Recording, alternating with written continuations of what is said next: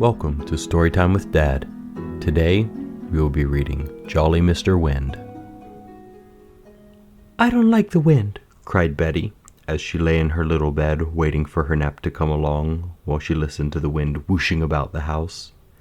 "You don't?" said a tiny voice that sounded so much like a chime of bells that Betty sat right up in bed to see a dear little butterfly fairy teetering on the brass bedpost.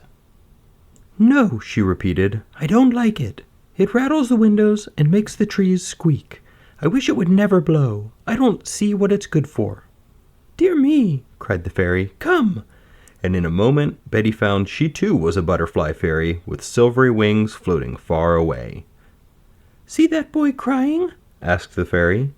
"His kite won't fly. You didn't like the wind, and it stopped blowing." "It's a beautiful kite," said Betty. "Looks like a bird." "Yes, his uncle sent it to him from Japan." "I wish the wind would blow. I'd like to see it fly." "You would?" asked the fairy. "Then watch." The fairy wand swept the air. The wind began to blow. The bird kite spread its wings and soared higher and higher, while the boy shouted with joyous laughter. "It's a lovely game," said Betty. "Show me some more things the wind can do." Betty and the fairy floated on, and presently paused above a group of children gazing sadly at some tiny little boats lazily rocking at the edge of a stream. "How unhappy they look," said Betty. "Yes, they are very poor and have few toys. Their father carved them each a little boat. The mother made the sails. Today they were to celebrate a birthday by sailing them, but a certain little girl didn't like the wind, so it stopped blowing." "Oh, make it blow.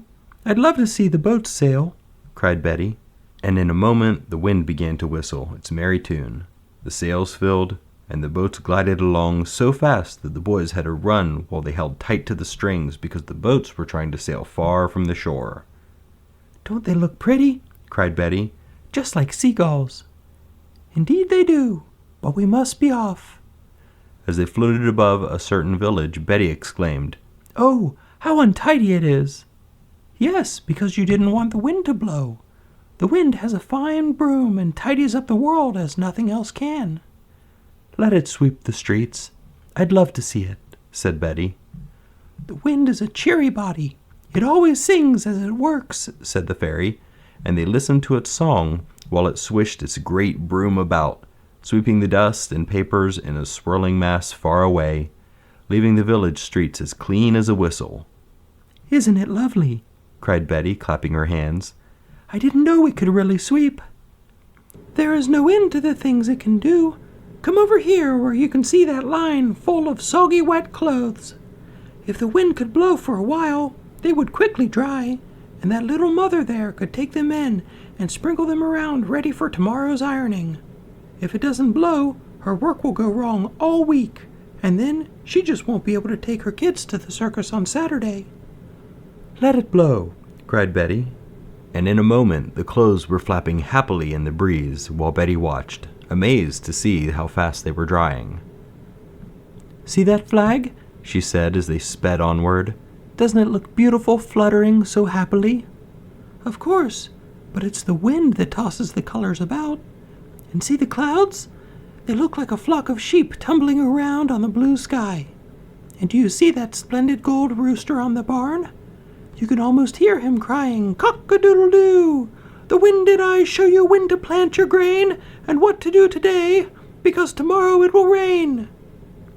It is most important for the farmers to know what the weather is to be, and the wind tells them as the rooster rides on his merry-go-round.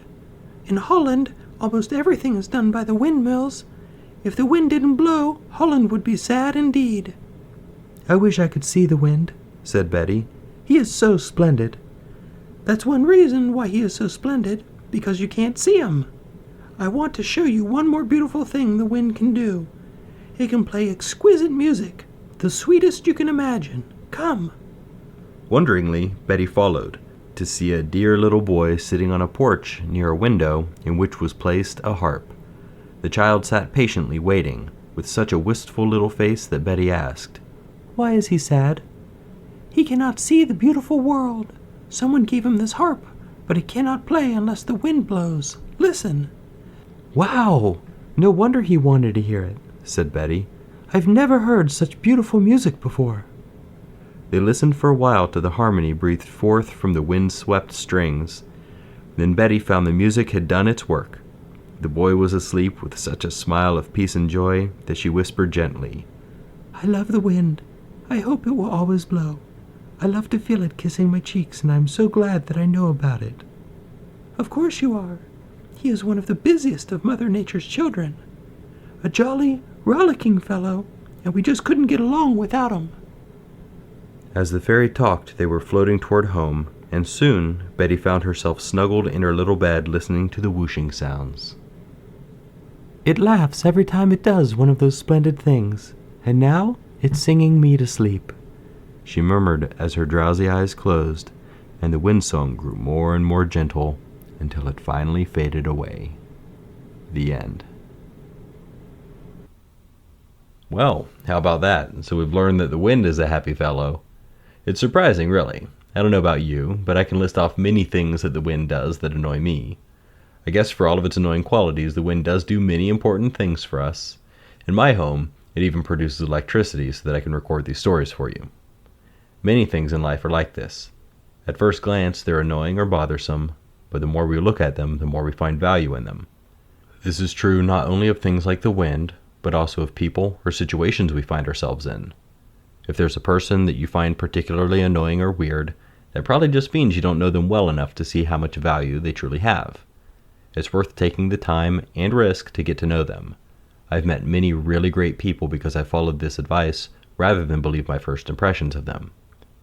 Likewise, if you're upset about a situation you find yourself in, think hard about why you're in it and what positive things you can take from it.